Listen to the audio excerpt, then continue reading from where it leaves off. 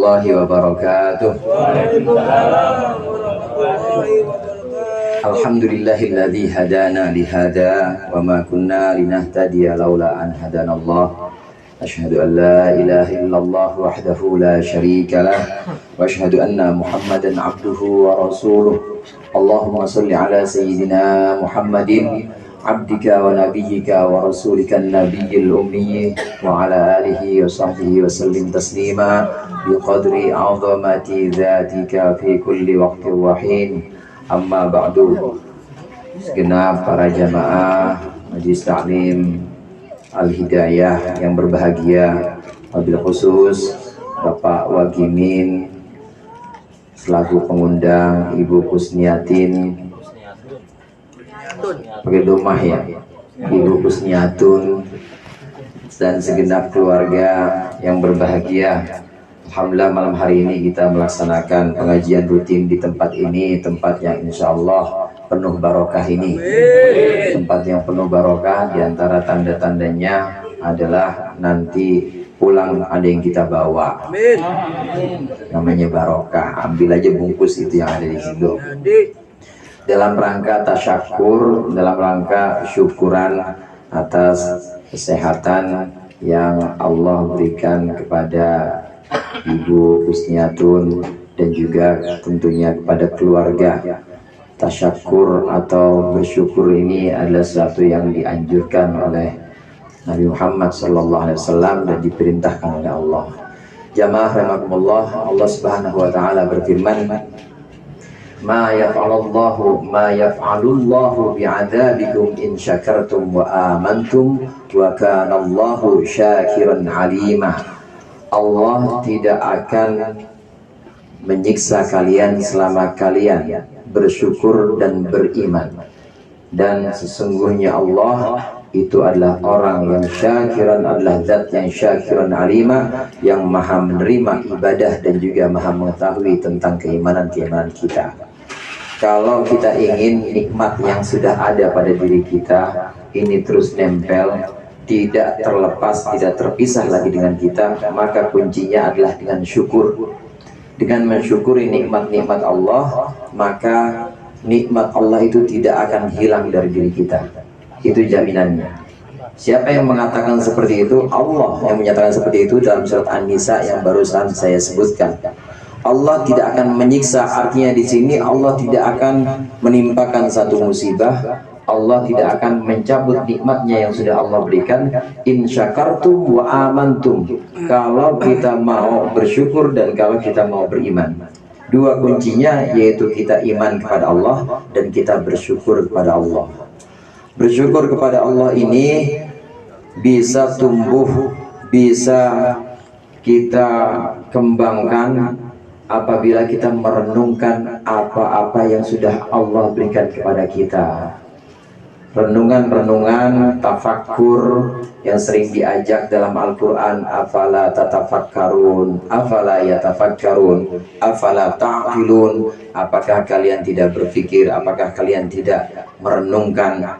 Apakah kalian tidak menggunakan akal kalian? Ini diajak oleh Al-Quran untuk menumbuhkan rasa syukur kepada kita. Apa yang kita renungkan untuk menumbuhkan rasa syukur? Yang kita renungkan adalah nikmat-nikmat Allah yang Allah berikan kepada kita. Coba sekarang kita renungkan nikmat yang Allah berikan kepada kita, yaitu nikmat sehat yang pertama. Kalau kita sakit, tentu kumpulnya bukan di sini, kumpulnya di UGD. Sebelahnya ada tetangga kita, tetangganya juga lagi dipasang selangnya atau dipasang infusnya. Betapa nikmatnya kita kumpul di sini dengan membawa kesehatan yang Allah berikan kepada kita. Sambil ngopi, sambil makan, kemudian sambil nyicipin. Pada enak banget duduk ya, duduk pada ngopi. Saya nggak boleh ngerokok ini. Jadi kalau ngaji sambil ngerokok makruh. karena ustadznya nggak boleh ngerokok. Betapa nikmatnya kita, betapa kesehatan yang Allah berikan. Ini adalah sebuah karunia yang memang Allah beri kepada kita supaya kita mensyukurinya. Kalau nikmat sehat itu tidak ingin hilang dari kita, maka kita harus bersyukur. Bersyukur alhamdulillah, bersyukur dengan lisan, bersyukur dengan hati, dan juga bersyukur dengan anggota badan kita.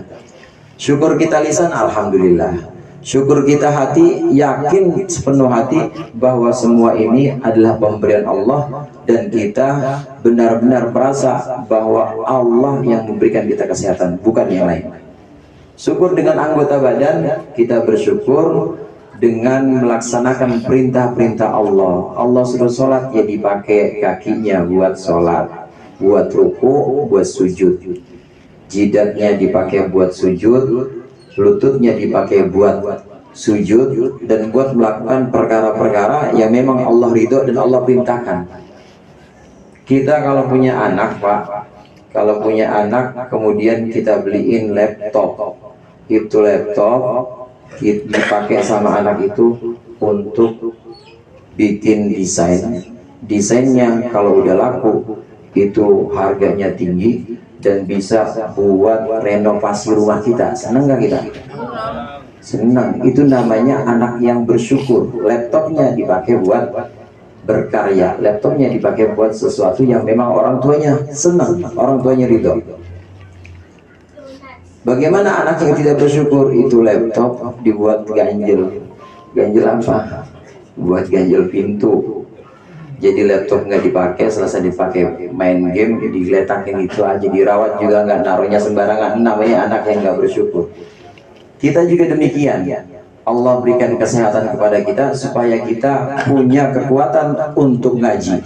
Allah berikan kesehatan kepada kita supaya kita punya kekuatan untuk ibadah, untuk melakukan perintah-perintah Allah, bentuknya bisa sholat, bisa puasa, bisa sedekah, dan lain sebagainya. Badan sehat itu adalah rizki, adalah pemberian dari Allah yang wajib kita syukuri. Dengan cara mensyukuri melalui anggota badan kita. Pergi ngaji, berangkat ke majelis taklim, pakai buat wudhu, dipakai buat sholat. Hadirin jamaah rahimakumullah, sebenarnya kalau nikmat yang Allah berikan buat kepada kita ini diganti atau ditambal dengan ibadah-ibadah kita, ini tidak akan cukup. Tidak akan cukup. Satu riwayat Rasulullah SAW pernah menceritakan, ini cerita yang disebut oleh para ulama sebagai cerita Al-Abdul Maghdur, yaitu hamba yang terperdaya. Ada seorang hamba, dia hidup di satu pulau. Nah, pulaunya ini jauh dari daratan dan dia di bukit, tinggal di pulau dan di atas bukit. Tidak ada air harusnya. Kalaupun ada, airnya pasti air asin di situ. Dia tinggal di bukit dan tidak ada tanaman-tanaman. Tapi kemudian Allah tumbuhkan tanaman di situ untuk makan dia. Kemudian Allah pancarkan di situ mata air tawar, nggak kayak air-air yang sampingnya air laut semuanya. Dan itu dia pakai untuk bekal ibadah dia. Setiap hari waktunya istirahat dari ibadah, kemudian dia makan. Hamba ini makan. Kemudian kalau waktunya untuk wudhu, dia pakai air itu dipakai buat minum juga. Terus ibadah lagi. Umur seorang hamba ini 300 tahun. Diceritakan umurnya adalah 300 tahun. Nanti di akhirat, kelak hamba ini kemudian akan Allah masukkan sorga. Maka Allah memerintahkan para malaikat, wahai malaikatku, masukkan hamba ini ke sorga karena rahmatku. Kata orang ini, kata hamba ini, ya Allah, karena amalku dong. 300 tahun aku ibadah, 300 tahun aku taat kepadamu ya Allah. Diam aja Allah. Nah, kemudian yang kedua, ya malaikat-malaikatku, wahai para malaikat, masukkan hambaku ini ke dalam surga karena rahmatku. Protes lagi hamba ini, karena ibadahku ya Allah, 300 tahun aku ibadah, nggak berhenti buat makan sama buat minum aja. Paling kalau pengen mandi bersih itu pun untuk menyokong ibadahnya. Sampai yang ketiga kali, wahai malaikat, masukkan hambaku ini ke dalam surga karena rahmatku, karena ibadahku ya Allah. Baik kalau gitu. Siapa yang memberikan kamu makan di pulau terpencil itu? Engkau ya Allah.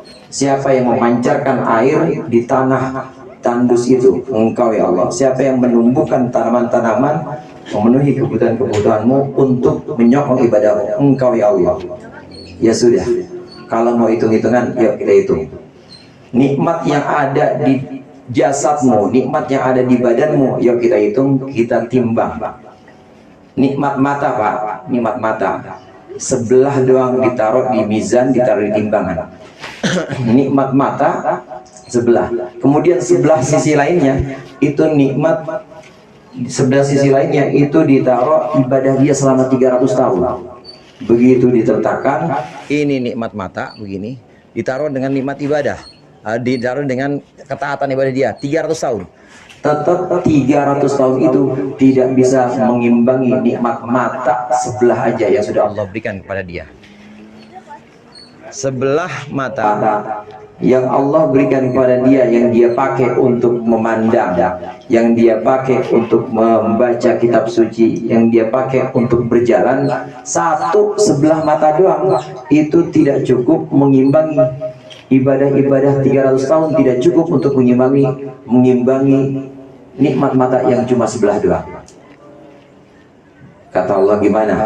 Udah main hitung-hitungan, udah lihat nikmat mata yang aku berikan kepadamu dibandingkan atau ditimbang dengan 300 tahun, tetap banyak nikmat mata. Nah dari situ kemudian Allah bilang kepada malaikatnya, wahai malaikat, masukkan hamba ini ke dalam surga karena rahmatku, karena sayangku. Hadirin jamaah rahimakumullah, yang Allah berikan kepada kita, nikmat-nikmat itu tidak akan bisa kita tambal dengan ibadah. Jadi ibadah kita bukan untuk mengimbangi nikmat-nikmat, tidak akan bisa kita mengimbangi nikmat-nikmat itu. Tapi kita ibadah untuk apa? Untuk bersyukur, gitu aja. Karena perintah Allah adalah bersyukur. Washkuruli, kata Allah, bersyukurlah kepadaku. Bukan untuk menyamai, bukan untuk menimbang dan juga menyamai nikmat-nikmat yang ada. Nggak akan cukup. Tetap tidak akan cukup waktu kita 300 tahun untuk ibadah, untuk dibandingkan dengan nikmat yang sudah Allah berikan kepada kita. Ini baru nikmat mata, nikmat jasad atau jasmani. Ini yang pertama. Kemudian yang kedua, hadirin, selain nikmat jasmani, itu ada yang namanya nikmat rohani. Nikmat rohani ini adalah nikmat yang gak kelihatan.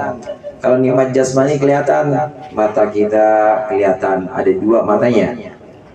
Kemudian tangan kita kelihatan juga. Kemudian kaki kita Allah bentuk fi ahsani taqwim, Allah bentuk dengan bentuk yang sempurna. Tidak seperti makhluk-makhluk yang Allah ciptakan, makhluk-makhluk lain yang Allah ciptakan. Nikmat jasmani ini sudah sedemikian sempurna, ditambah nikmat rohani yang gak kelihatan.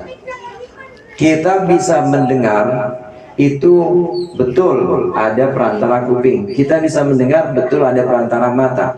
Tetapi begitu sampai ke dalam benak kita, begitu sampai ke dalam jiwa kita, atau kadang-kadang disebut sebagai ruh, maka yang membuat pemahaman, oh ini rangginang, oh ini kacang rebus, ini kopi, yang membuat pemahaman itu bukan mata, bukan telinga, dan bukan anggota jasmani. Yang membuat pemahaman itu adalah roh kita, rohani.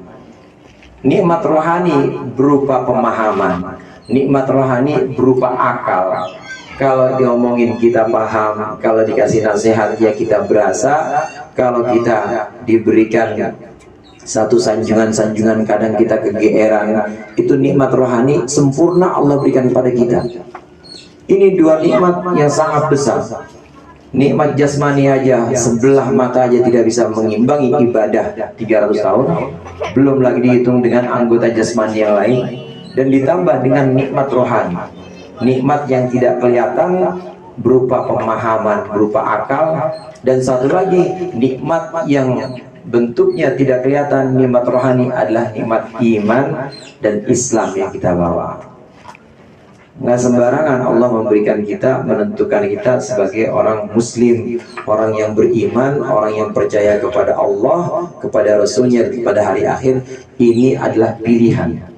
Maka gunakan waktu-waktu ini untuk bersyukur kepada Allah. Gunakan waktu ini bagi kita untuk mensyukuri semua nikmat-nikmat Allah, baik nikmat berupa nikmat jasmani dan juga nikmat rohani. Dijamin kalau kita mensyukuri nikmat-nikmat Allah yang jasmani, yang rohani kita syukuri, maka Allah tidak akan hilangkan nikmat-nikmat itu dari diri kita. Sehingga jasmani kita insya Allah akan sehat terus, salamin, bukus niatun. Insya Allah kalau kita bersyukur dengan lisan, dengan hati dan juga dengan anggota badan melalui ibadah, insya Allah Allah beri sehat terus jasmani. Nikmat rohani, pemahaman yang sempurna, kemudian keimanan dan keislaman, insya Allah ini juga akan tetap sampai akhir hayat, sehingga kita nanti meninggal dengan membawa iman dan Islam. Bagaimana syukur nikmat iman, syukur nikmat Islam? Selain dengan ibadah, datang ke pengajian, dengarkan majelis-majelis taklim, dengarkan ceramah-ceramah agama yang bisa mendorong kita dekat pada Allah.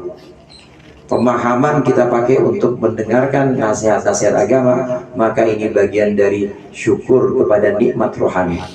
Karena rohani itu isinya adalah pemahaman, akal, dan juga iman dan Islam.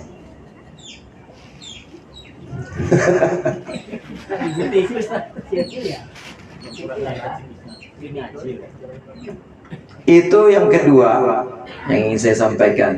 Yang pertama nikmat jasmani, yang kedua nikmat rohani. Ini adalah nikmat-nikmat yang sifatnya nikmat duniawi semua, saudara. Semuanya ada di dunia. Jasmani kita di dunia, rohani kita di dunia juga. Bisa paham, punya iman dan Islam yang Allah berikan, alhamdulillah, di dunia. Namanya nikmat duniawiyah. Satu lagi ada yang disebut dengan nikmat ukhrawiyah atau nikmat akhirat. Nikmat akhirat ini hanya bisa diberikan, hanya bisa didapatkan oleh orang yang pandai mensyukuri nikmat duniawi. Kalau kita mensyukuri nikmat duniawi berupa nikmat jasmani, kita pakai buat ibadah badan kita, lisan untuk zikir, hati untuk meyakini keesaan Allah. Kemudian kita pakai anggota kita, pakai rohani kita, jiwa kita untuk pemahaman-pemahaman agama yang mendekatkan diri kepada kita. Kita pakai iman dan Islam kita untuk terus mencari keyakinan, mencari pendapat-pendapat dan juga mencari pemahaman-pemahaman yang sempurna. Itu kita gunakan sebagai rangka bersyukur kita, maka insya Allah nanti di akhirat kita dapat nikmat lagi yang namanya nikmat ukhrawi, nikmat akhirat. Nikmat akhirat ini udah ujung.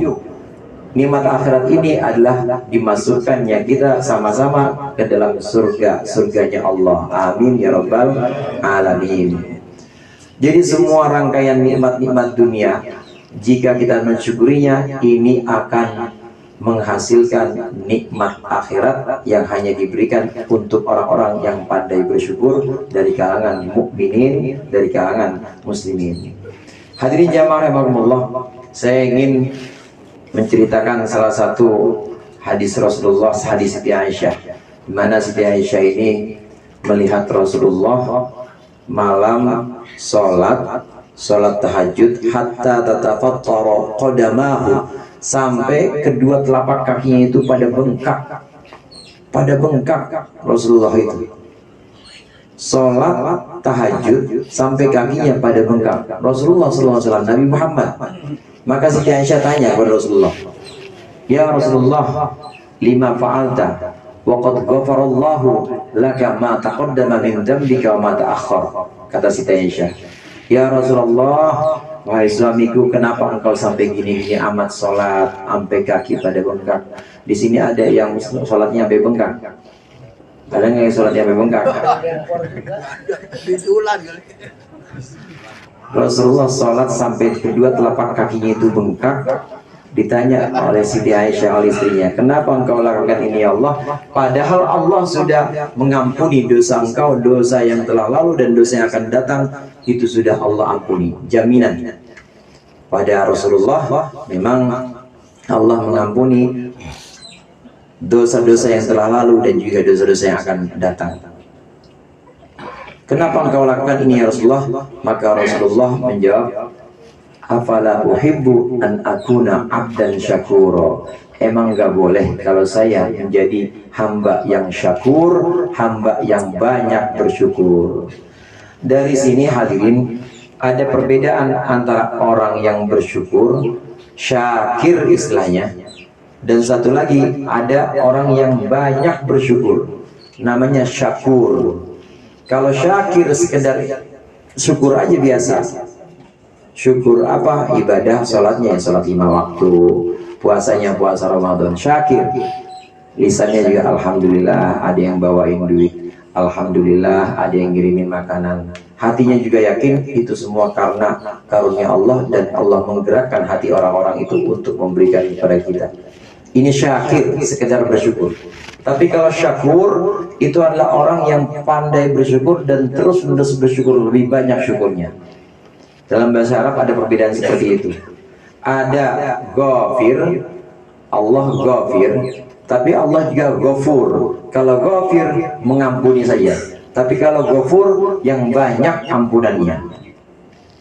Syakir bersyukur saja, tapi kalau syakur itu artinya yang banyak bersyukurnya.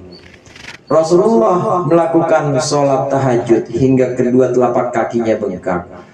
Rasulullah melakukan itu tiap malam, padahal udah pasti masuk surga, padahal sudah dijamin dosa-dosa dan kesalahannya dihapus, dosa yang telah lalu dan dosa yang akan datang sudah dihapus. Tapi Rasulullah tetap seperti itu ibadahnya.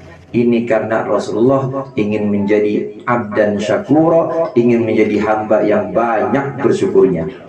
Nggak cuma terima syakir doang, nggak cuma terima sekedar orang yang bersyukur, tapi Rasulullah ingin menjadi syakur, yaitu ingin menjadi orang yang banyak bersyukurnya. Kita juga demikian. Kalau kita ingin derajat kita dinaikkan oleh Allah, maka jangan biasa-biasa saja, harus ada yang kita tingkatkan. Kalau sholat fardu berapa kali semalam? Sholat fardu berapa kali? Hei, udah mikirin tikus apa ya? Berapa kali? 5 kali, tambah sama qobliyah ba'diyah. Malamnya tambah dengan tahajud, tambah dengan duha. Kemudian dipakai semua waktunya untuk mensyukuri nikmat rohani berupa pemahaman. Pakai lagi buat belajar, pakai lagi buat zikir, buat merenungkan penciptaan-penciptaan Allah.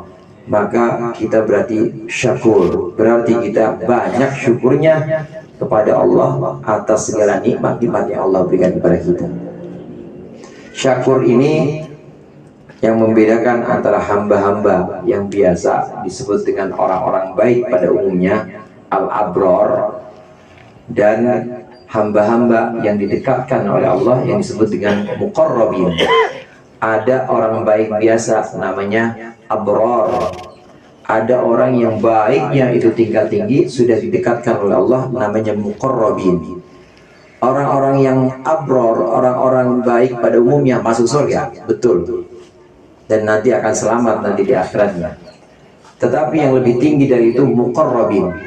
Para nabi adalah muqarrabin. Dia tidak terima, tidak hanya jadi syakir, tapi syakur. Dia tidak hanya ibadahnya biasa-biasa yang wajib-wajib saja, tapi juga yang sunnah-sunnah. Ini lebih tinggi muqarrabin dibanding dengan abrar. Untuk orang-orang muqarrabin, orang-orang yang dikatkan pada Allah, maka ibadah-ibadah yang biasa itu tercela. Ibadah-ibadah yang biasa itu merupakan kekurangan. Saya tanya kepada bapak-bapak sekarang, ada orang sholat fardu nggak pernah bolong, puasa Ramadan nggak pernah borong, waktunya zakat dia bayar zakatnya, kemudian waktunya haji dia pergi haji. Itu orang baik apa orang jahat tuh gitu? Baik. Masuk surga nggak? Masuk surga. Tapi untuk seorang muqarrabin, untuk seorang yang didekatkan pada Allah, kalau cuman begitu-begitu aja itu jelek. Untuk para nabi, kalau ibadahnya standar-standar aja itu jelek. Oleh karena yang disebutkan dalam sebuah adagium atau sebuah makalah, hasanatul abrar sayyiatul muqarrabin.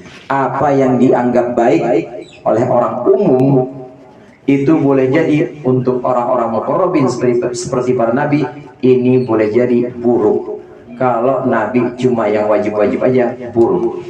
Kalau orang soleh, para wali ibadahnya cuma itu aja, yang wajib-wajib aja, maka buruk.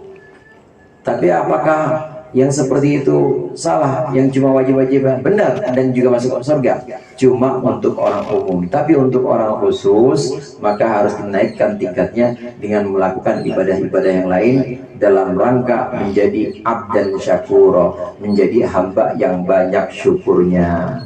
Mudah-mudahan dalam rangka tasyakuran ini sebagai bagian dari bentuk terima kasih kepada Allah atas nikmat kesehatan dari sahibul bait, dari tuan rumah.